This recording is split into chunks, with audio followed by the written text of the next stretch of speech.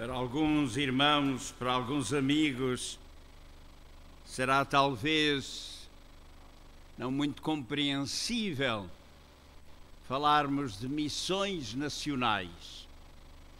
Alguns podem me perguntar, mas o que é que isso significa? Missões nacionais. Meus irmãos, em linguagem muito simples, é a proclamação do Evangelho à nossa pátria, à nossa gente.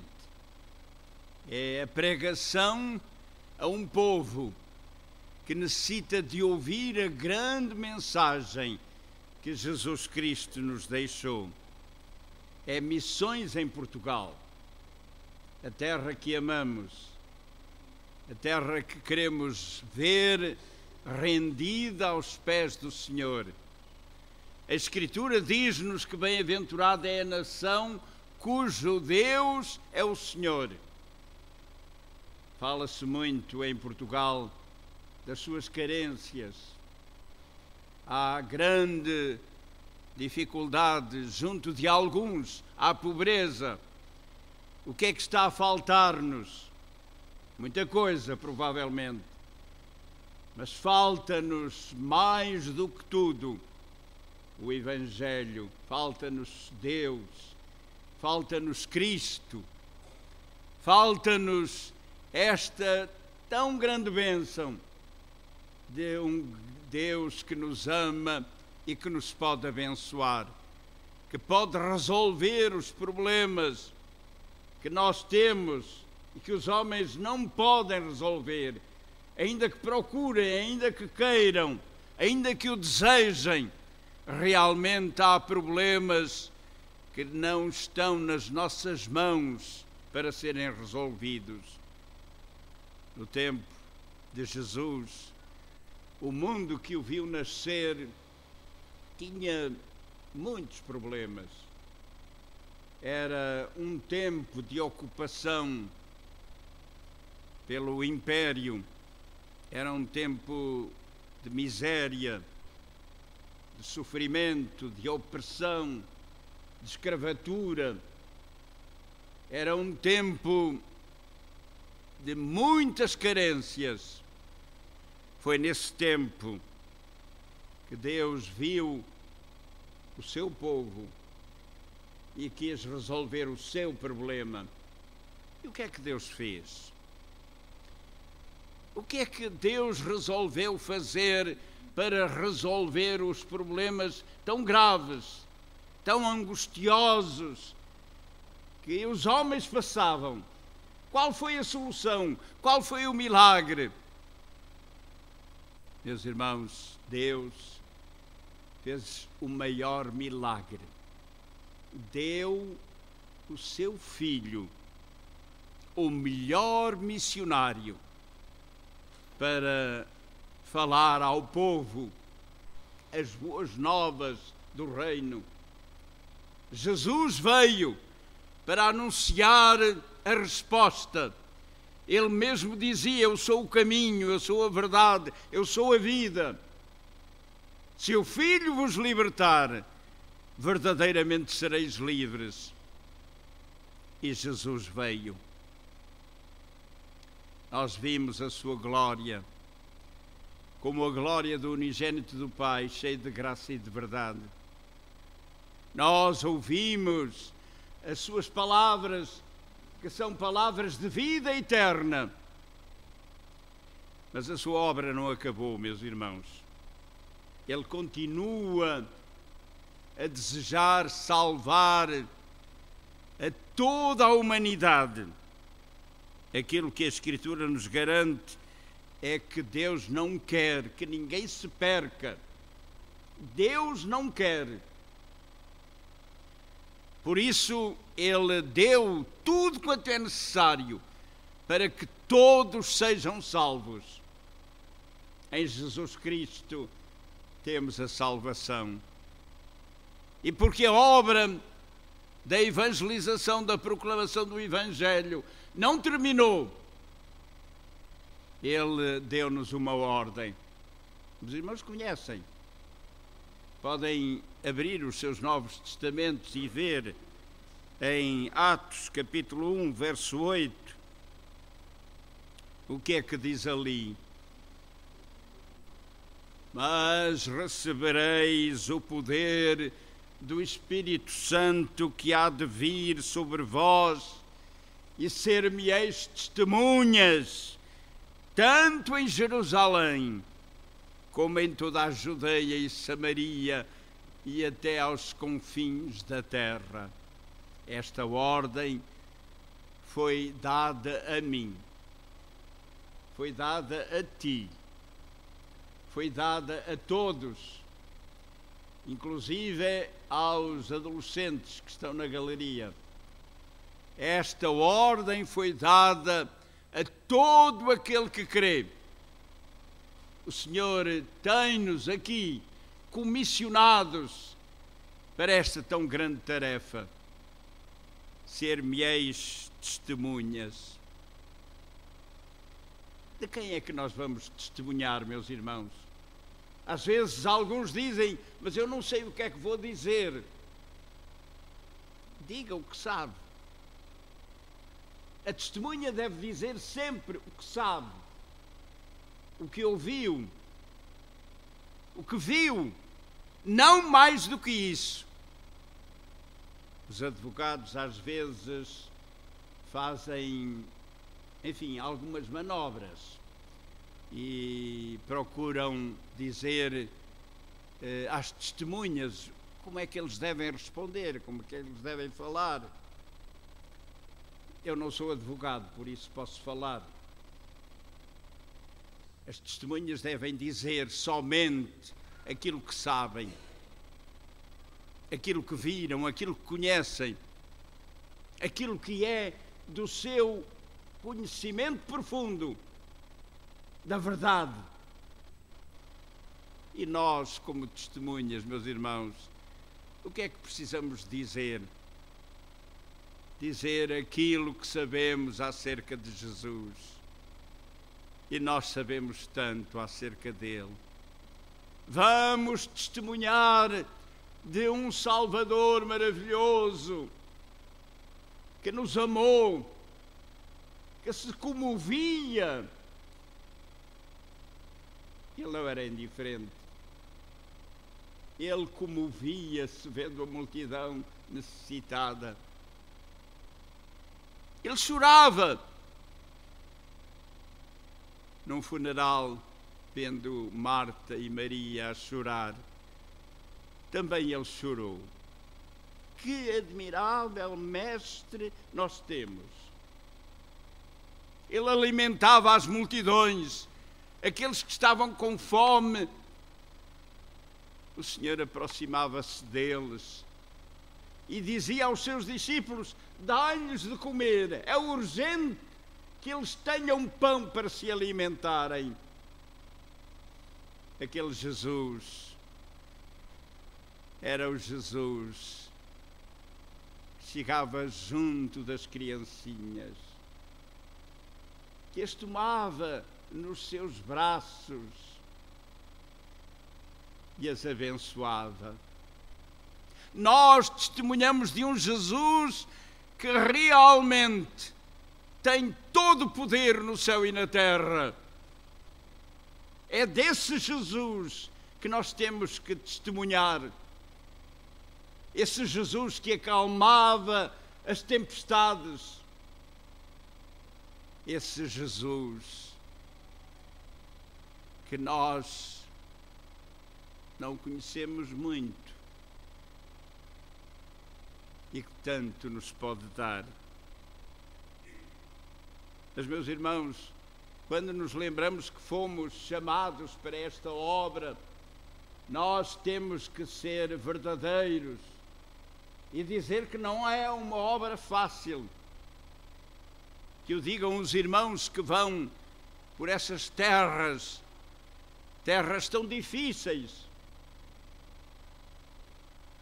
Nem tudo é fácil como é em Lisboa. Nem tudo é fácil como é em Portugal. Nem tudo, meus irmãos, é possível fazer-se, como se faz em noutros países. Sendo missões nacionais, eu gostava de vos dizer que realmente é necessário que nós nos preparemos para esta obra, porque ela vai exigir muito de nós, porque há adversários, há dificuldades, há problemas que nós temos de enfrentar, que precisamos de estar preparados para vencer. E alguns estão sempre conosco, porque estão dentro de nós. São os adversários que vivem, que dormem, que comem, que acordam conosco. Como, por exemplo, o comodismo. É tão fácil encontrarmos esse adversário. Como Gedeão encontrou os milhares que vieram ao seu chamamento, voltaram rapidamente às tendas, porque não quiseram arriscar nada, porque não quiseram de maneira nenhuma deixar a comodidade do seu acampamento. Às vezes, meus irmãos, é tão fácil obedecer a esse adversário, desobedecendo à ordem do Mestre. Como também há um outro adversário que nós tememos, que é a indiferença. A indiferença que assentou arraiais no nosso meio. Nós, por vezes, somos indiferentes, como foi indiferente o sacerdote que passou por aquele que estava caído à beira do caminho, como foi indiferente o levita que passou e que não quis de maneira nenhuma importar-se com o homem que tinha sido agredido, que estava tão necessitado, deitado, rogando que o auxiliassem. Nós não podemos ser indiferentes. Enquanto ao nosso lado estiver alguém necessitado, alguém que precise de nós, alguém que pelo menos receba de nós um sorriso, nós temos de o fazer. Não podemos deixar de o fazer. Às vezes é o desânimo que também vem ter connosco. Quantas vezes não desanimamos? Vendo a obra tão grande, nós pensamos, é impossível, não vou fazer nada, é inútil. O rei Saul desanimou quando viu aquele gigante diante de si, quando viu que estava ali diante do arraial uma tão forte opressão. Quando viu que nada podia fazer, disse a Davi: não vás, Davi, é inútil. Nós não podemos vencer este gigante. Ele vai derrotar-nos, vai dominar-nos.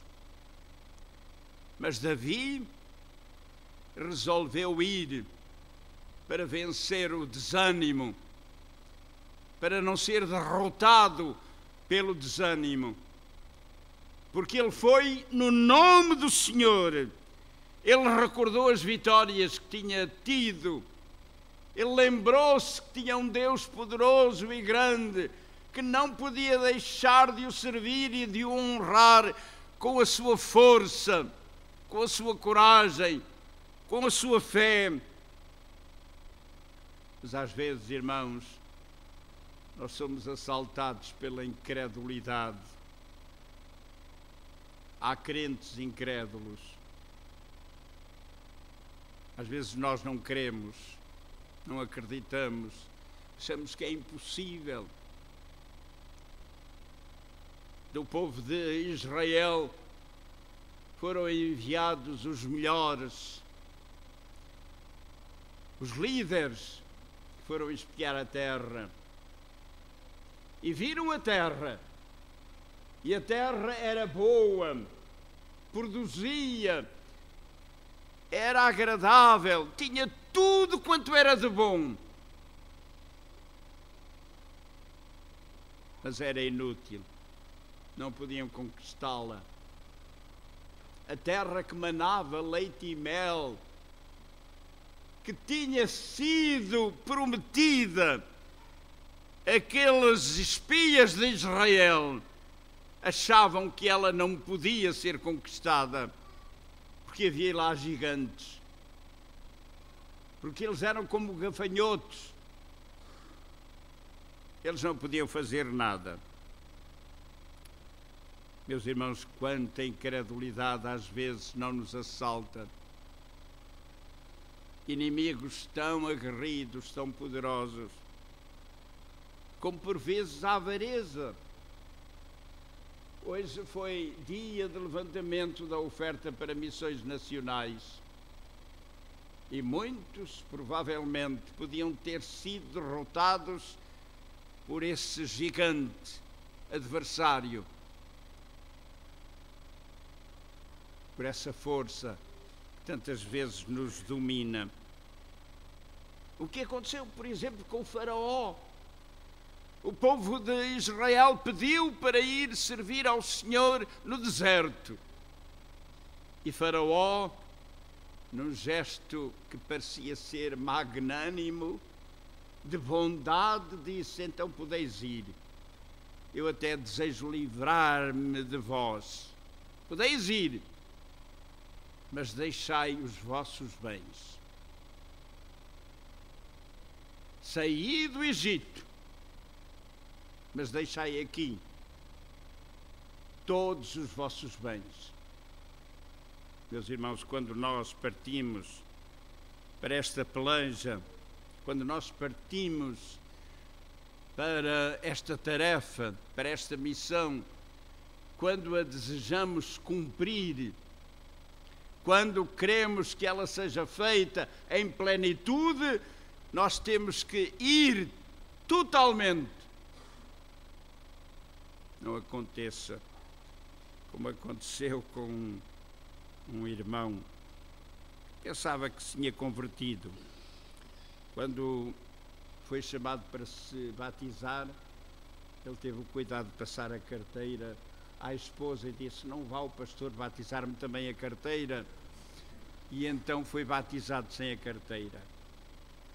Ah, irmãos, que bom é quando nós nos entregamos totalmente ao Senhor. Como é bom